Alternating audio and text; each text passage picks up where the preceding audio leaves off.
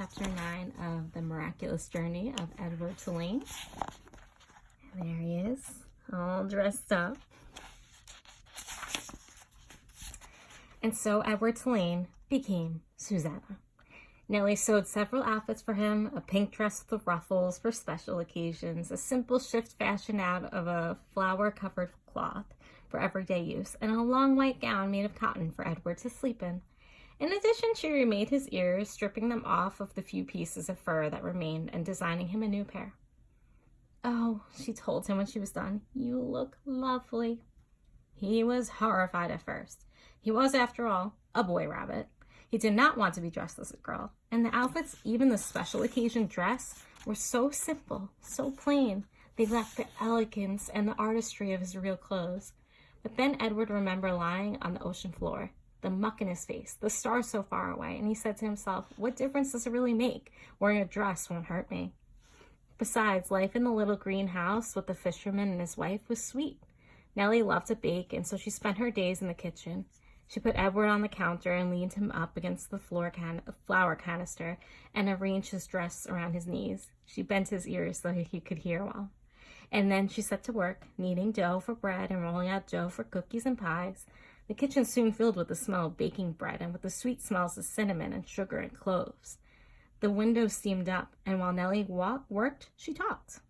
She told Edward about her children, her daughter Lolly, who was a secretary, and her boys Ralph, who was in the army, and Raymond, who had died of pneumonia when he was only 5 years old. He drowned inside of himself, said Nellie. It is a horrible, terrible thing, the worst thing, to watch somebody you love die right in front of you, and not be able to do nothing about it. I dream about him most nights. Nellie wiped out her tears with the back of her hand. She smiled at Edward. I suppose you think I'm daft talking to a toy, but it seems to me that you were listening, Susanna. And Edward was surprised to discover that he was listening. Before, when Abeline talked to him, everything had seemed so boring, so pointless.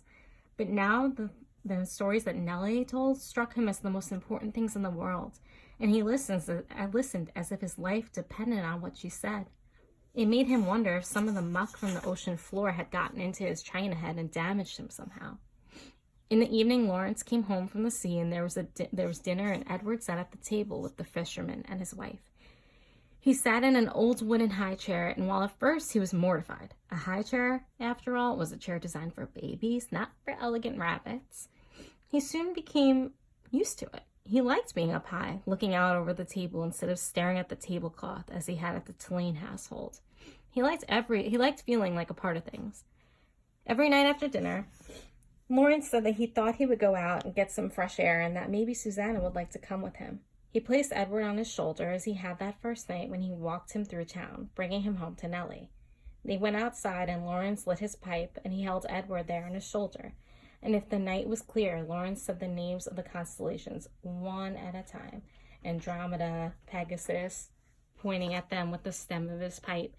Edward loved looking up at the stars, and he loved the sound of the constellation names. They were sweet in his ears. Sometimes, though, staring up at the night sky, Edward remembered Pellegrina, saw again her dark and glowing eyes, and a chill would go through him.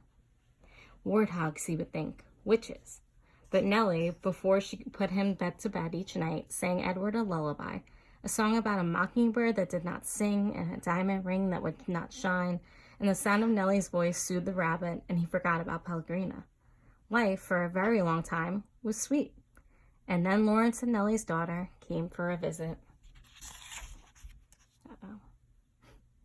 So that's the end of chapter 9. I'll see you guys next time for chapter 10.